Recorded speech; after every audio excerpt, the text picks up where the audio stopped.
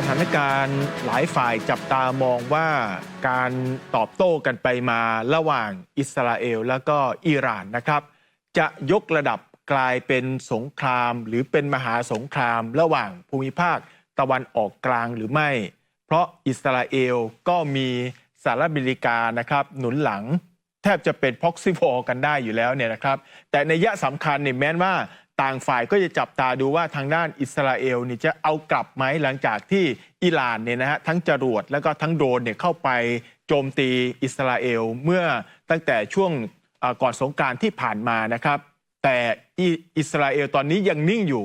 มันส่งผลกระทบอะไรเพราะล่าสุดตลาดหุ้นที่เปิดมาวันนี้ปรากฏว่าหุ้นไทยดิ่งลงไป30กว่าจุดเลยนะครับนักวิเคราะห์หลายคนก็ประเมินว่าน่าจะกังวลกับสถานการณ์สงครามที่ตะวันออกกลางและมันจะส่งผลไหมเพราะว่าเพื่อนบ้านเราก็หึ่มกันในเมียนมาอยู่เหมือนกันเรื่องนี้ต้องไปเติมเต็มข้อมูลกับทางด้านรองศาสตราจารย์ดร.สมชายภัคพาสวิวัฒน์นักวิชาการอิสระด้านเศรษฐศาสตร์และการเมืองนะครับอาจารย์สมชายท่านมาพูดคุยกับเราทางสายนะครับอาจารย์สมชายครับสวัสดีครับครับสวัสดีนะครับครับอาจารย์ครับขออนุญาตได้ให้อาจารย์ช่วยมองภาพรวมต่อสถานการณ์วิกฤตที่มันจะเกิดสงครามในตะวันออกกลางหรือจะยกระดับเป็น proxy war ไหมและมันจะส่งผลกระทบอะไรกับไทยหรือเปล่าเพราะตลาดหุ้นที่เปิดมาหุ้นไทยก็ดิ่งลงไป30กว่าจุดเลยนะครับอาจารย์ครับจะขอเริ่มต้นนะฮะจริงๆแล้วตลาดหุ้นของเรานะดิ่งลงแต่ถ้าคุณดูตลาดหุ้นทั่วไปไม่ได้ดิ่งลงนะครับ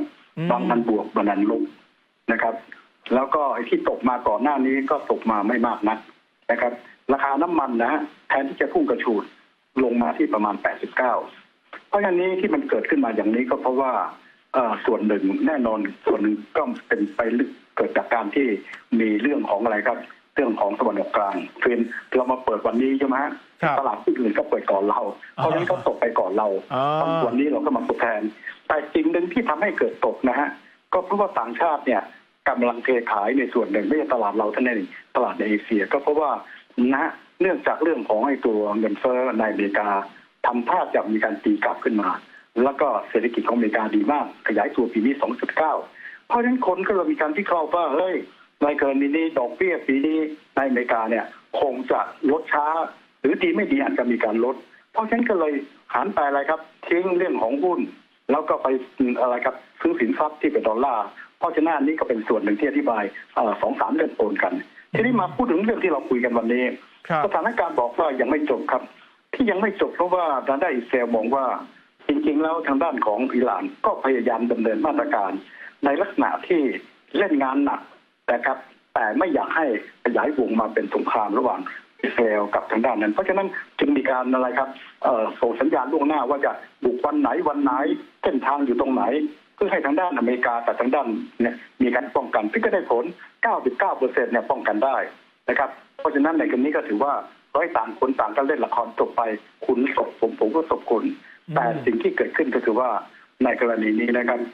พูดง่ายๆทางด้านอิหร่านก็มองนะหรือนักวิเคราะห์บอกว่าสิ่งที่อิหร่านตอบสองเนี่ยต้องเล่นแรงแต่ไม่ให้ผลกระทบนะครับจำกัดเขาใช้ศัพท์ว่า symbolism เป็นสัญลักษณ์เล่นแรงโอ้โหมา300เครื่องให้ทั้งคุยมิสเซลทั้งหน่วยต่างเยอะแต่แปลว่าคนตายไม่มีเลยมีแต่เด็กที่มันถูกไอ้เรียกกระสุนตกกระจายแต่ว่าเพื่อที่ให้เห็นสัญลักษณ์ว่าเฮ้ยเราหนักเพื่อไปบอกใครต่อใครเฮ้ยเกมนี้ผมต้องเล่นให้หนักสมแต่ไม่อยากให้ลามปามเพราะฉะนั้นจำนวนคนตายน้อยมากก็มีการบอกล่วงหน้าแต่แม้ว่าสิ่งที่ทางด้านอิสราเอลทางด้านอิหร่านทำแต่ทางด้านของ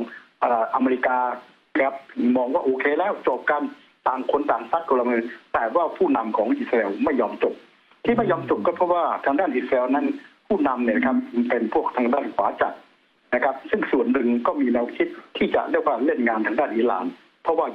ไม่ใช่อยู่แค่แต่อยู่เบื้องหลังของกองกำลังติดอาวุธไม่ว่าเฮซบอลล็อกในเลบานอนติดอาวุธในซีเรียในอิรักแล้วก็ในที่นั่นนะครับแล้วก็ถือโอกาสที่บอกว่าไหนๆก็ถึงแบบนี้จะเล่นงานก่อนที่มันจะสายเกินไปเพราะมองว่าอิหร่านกำลังจะไปสู่เรื่องปรมาณูซึ่งอันนี้อันตรายมากเพราะว่าอิหร่านก็มีสายยานุภาพเพราะว่าเทคโนโลยีทางด้านนี้นะครับอาจจะเรียกว่าเป็นรองแต่ว่า อิหร่านก็สะสมเขาเรียกว่าอะไรครับพวกอาวุธจำนวนเยอะมากเพราะฉะนั้นถ้าลบกันเนี่ยอิสราเอลก็อยู่ในฐานะไม่ใช่สบายเพราะว่าอะไรครับเขาจะมีการเตรียมพร้อมแถมยังดีกล่องเพราะสิ่งต่างเหล่านี้พอจะอธิบายได้ว่าทางด้านของรัฐบาลนะครับวอคาบิเนตก็ตกลงกันว่าจะมีการเล่นกับเพราะถือว่าอิหร่านแม้ว่าจะมีมันยากมันยังแต่มันเล่นหนักเกินไปเพราะฉะนั้นก็มีการตอบกลับเพราะตอบกลับเนี่ยมี2ประเด็นครับหนึ่งเป็นการตอบกลับในลักษณะที่ไม่อยากให้เป็นการลบระหว่างทางด้านของอิหร่านกับอิสราเอลอิหร่านอิสราเอลท่านตอบกลับในขอบเขตที่เรียกว่าเมเจอร์ก็คือขอบเขตจำกัดอาจจะเล่นอะไรครับคลังน้ำมันอาจจะเล่นงานทางด้านฐานทัพนะครับแต่เอาให้เสียหายน้อยที่สุดนะครับหรืออาจจะเล่นเขาเรียกว่าร้ายกว่านั้นอันนี้อันตรายนิดหน่อยก็คือใกล้กับเรื่องของพลังทางด้านนิวเคลียร์แต่ไม่ใช่โจมตีทางด้านนิวเคลียร์นะครับเพราะฉะนั้นในกรณีก็อาจจะเรียกว่าพยายามจะมันยังในส่วนนี้กับอีกอันหนึ่งก็คืออะไรครับเล่นหนักเลยถ้าเล่นหนักเลยปั๊บเนี่ยก็หมายถึงสงครามระหว่างอิสราเอลกับอิหร่านแต่ว่าแม้กระทั่งใช้ในกรอบที่เรียกว่ามีการจำกัดขอบเขตก็ไม่ได้หมายความว่าปลอดภัยนะครับเพราะคุณจำกัดขอบเขตเล่นงานเขาที่อิหร่านเขาอาจจะตีความว่าเฮ้ยอันนี้ถือว่าเสียหน้าเพราะฉะนั้นไม่จบเพราะฉะนั้นพอไม่จบปั๊บมี2ประเด็นครับถ้าหากว่าใช้วิธีการจำกัดขอบเขตครับไม่จบออกมาอันที่1อิหร่านตอบโต้ด้วยการจำกัดขอบเขตซึ่งอันนี้หมายความว่ายังไม่จบลบกันไปลบกันมาแต่ไม่ถึงกับเป็นการลบระหว่างอิสราเอลกับอิหร่านเต็มรูปแบบอันนี้เป็นสิ่งที่สามารถเกิดขึ้นได้คือเล่นปั๊บอีกฝ่ายนึงก็เล่นกลับโยนกันไปโยนกันมาอีกสัก 2-3 ครั้งนะครับแต่ว่าอีกอันหนึ่งอาจจะอันตรายหน่อยเล่นเอาจริงฝ่ายหนึ่งบอกว่าอันนี้ไม่เบาเพราะฉะนั้นก็ตอบหนักในกรณีนี้ก็จะมีประเด็นปัญหาใครมาเป็นลามปามได้เพราะฉะนั้นณวันนี้เราพอจะบอกได้ว่าสถานการณ์ยังไม่จบเพียงแต่ว่าจะมี2แบบครับคือแบบหนึ่งตอบโต้ซึ่งต้องตอบโต้ในลักษณะขอบเขตจำกัดแล้วก็ไม่ถึงกับขยายเป็นการลบเต็มรูปแบบระหว่างอิหร่านกับอิสราเอลกับอันที่2พอตอบโต้ขึ้นมาจุดหนึ่งปั๊บนำไปสู่เรื่องของการขยายวงเพราะฉะนั้นความเป็นไปได้ผมยังคิดว่าจำกัดอยู่ที่อันแรกก่อนจำกัดขอบเขตเพราะว่าทางด้านอเมริกากับยุโรปนะทางด้านของอิสราเอลก็เหมือนกันเขาต้องคิดหนักเพราะว่าเกมนี้อเมริกาบอกชัดวันนี้ถ้าคุณบุกเนี่ยผมไม่ช่วยแต่เราต้องมาทำใจนิดหนึ่งสิ่งที่กลัวกันคืออิสราเอลคุณไม่ช่วยในการบุกเพราะคุณเห็นว่าไม่ถูกต้องแต่ถ้าผมนะครับเสียท่าคุณจะไม่ช่วยผมป้องกันเลยครับมันไม่ช่วยบุกกับช่วยป้องกันนี่มันต่างกันตรงไหนอันนี้เป็นสิ่งที่เกรงกันนิดหนึ่งว่ากลุ่มขวาจัดอาจจะมาที่ตรงนี้เพราะฉะนั้นโดยภาพรวมแล้วผมก็คิดว่าขณะนี้สถานการณ์ยังไม่นิ่งนะครับแต่ความเป็นไปได้ก็มี2ทางคือจำกัดขอบเขตนะครับแต่ยังตื่นเต้นอยู่กับอันที่2ลามปามไปสู่การลบที่ยิ่งใหญ่ที่มันใหญ่ก็คือทางด้านอิสราเอลกับทางด้านอิหร่านครับครับอาจารย์มองไปถึงขนาดว่าเอาละยังไงซะอิสราเอลก็ต้องพึ่งพี่ใหญ่ของสหรัฐอเมริกาหรือการเลือกตั้งครั้งใหญ่ที่จะมีขึ้นเงินทุนสนับสนุนก็อาจจะมาจากนักธุรกิจที่ส่วนใหญ่ก็เป็นชาวยิวหรืออิสราเอลที่ต้องใช้เงินส่วนนี้ไปหนุนในเรื่องของการฉะนั้นแล้วเนี่ยการที่จะมาซัพพอร์ตหรือว่ามาเป็นพี่แบ็กอยู่เบื้องหลังของอิสราเอลก็ทำให้อิสราเอลนี่รู้สึกว่าไม่ได้เกรงกลัวอะไรและกระบวนการในการป้องกันของตนเองนี่ก็200-300 ลูกที่เข้ามาเนี่ยสังเกตว่าเอาอยู่หมดอิสราเอลซึ่งประเมินว่าตัวเองเนี่ยน่าจะมียุทธวิธีหรือว่ายุทธอาวุธเนี่ยดีกว่าทางอิหร่านวันนี้อิหร่านเลือกจะปล่อยเพียงแค่ 200-300 ไม่ได้มาเป็นพันเหมือนฮามาสที่ลงตั้งแต่ช่วงแรกที่มีปัญหากันเนี่ยอาจารย์มองว่าอิสราเอลเนี่ยจะไม่ได้ฟังใครจะเดินหน้าต่อหรือรุกต่อเมื่อตัวเองถูกกระทำหรือถูกยั่วยุแบบนี้อาจารย์มองเป็นไปได้ไหมฮะและสหรัฐก็จะหนุนอิสราเอลอย่างเต็มรูปแบบอันนี้ต้องยอมรับนะฮะจริงๆที่เราบอกว่ามีทุนก้อนใหญ่มีทุนช่วยเราก็มองในลักษณะนึงก็ถูกต้องครับแต่อย่าลืมนะครับว่าการที่เขาอเมริกาช่วยอิสราเอลเนี่ยเป็นทั้งรีพับลิกันและเดโมแครตในกรณีจะเห็นได้ว่าที่มันเป็นอย่างนี้ไม่ใช่ทุนใหญ่เท่านั้นเองแต่หมายความว่าทุนเล็กก็สนับสนุนเพราะว่าประเทศเหล่านี้เขามองว่าอิสราเอลนะครับเป็นอะไรครับเป็นอะไรเป็นจุดของการถ่วงดุลตะวันออกกลางเพราะฉะนั้นตั้งแต่1948ว่าอิสราเอลจะเล่นกันยังไงก็ตามทั้งด้านตะวันตกต้องช่วยเพราะฉะนั้นนี้ต้องคำนึงถึงจุดเนี้ยนะครับมันไม่ใช่เพียงแต่เรามองในเชิงเขาเรียกว่าอะไรครับมาเป็นลักษณะทุนหรือต่างๆมันมากกว่านั้นครับเพราะฉะนั้นนี่หัวเด็ดตีนขาดที่อิสราเอลก็คิดคุณต้องช่วยผมแน่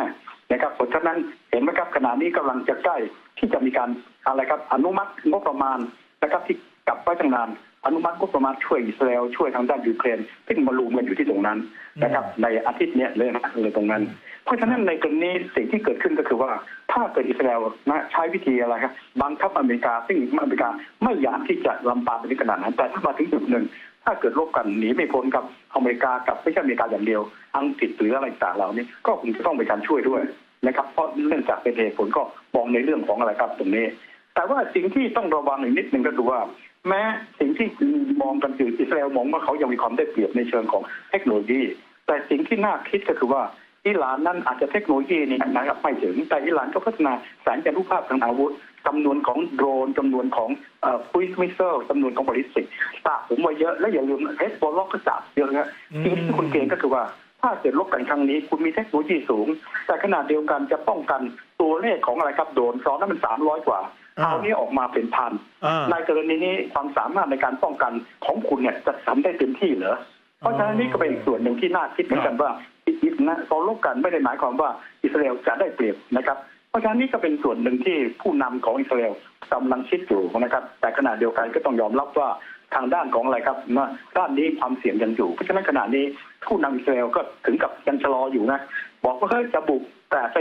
ยังต้องมาตัดสินใจยังต้องขออะไรครับขอความอะไรครับเห็นด้วยจากประชาชนและเห็นด้วยจากทางฝ่ายค้านด้วยเพราะเขารู้ว่างานนี้ไม่ใช่เป็นงานเบาเลยครับเพราะฉะนั้นผมจึงขอเรียนว่าขณะนี้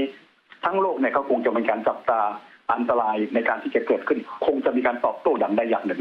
เพียงแต่ตอบโต้ตัวนี้มันมี2 ทางครับ1ตอบโต้แล้วตอบกันไปตอบกันมานะครับแล้วก็ค่อยๆนำไปนะครับกับอีกทางหนึ่งตอบโต้แล้วกลายมาเป็นเรื่องใหญ่เพราะขณะนี้มันก็อยู่ที่ในลักษณะอย่างใดอย่างหนึ่งแต่จะอยู่ให้เฉยๆคงจะไม่ได้เพราะว่าอิสราเอลก็มีความรู้สึกว่าถูกทำมากเกินไปในความรู้สึกของเขานะฮะแต่ในขณะเดียวกันอเมริกาก็บอกเฮ้ยมันจบแล้วเพราะอะไรครับคุณเล่นงานเขามาเล่นงานคุณผมก็ช่วยคุณขนาดนี้ตอนนี้ผมจะไม่ช่วยนะครับที่คุณจะบุกนะครับแต่อันนี้ก็ผมขอเรียนเอาเข้าจริงๆนะครับถ้าเกิดรบกับอิสราเอลไม่ช่วยในแง่บุกแต่ถามว่าจะช่วยในแง่ป้องกันไหมเพราะฉะนั้นความหมายของคำว่าป้องกันกับบุกเนี่ยมันจะต่างกันตรงไหนถ้ามันเจอสถานการณ์แบบนี้ครับครับ มาร่วมสนับสนุนท็อปนิวส์นำเสนอความจริงได้แล้ววันนี้เพียงกดปุ่ม Super Thanks แล้วเลือกจำนวนเงินตามที่ต้องการได้เลยครับขอบคุณครับ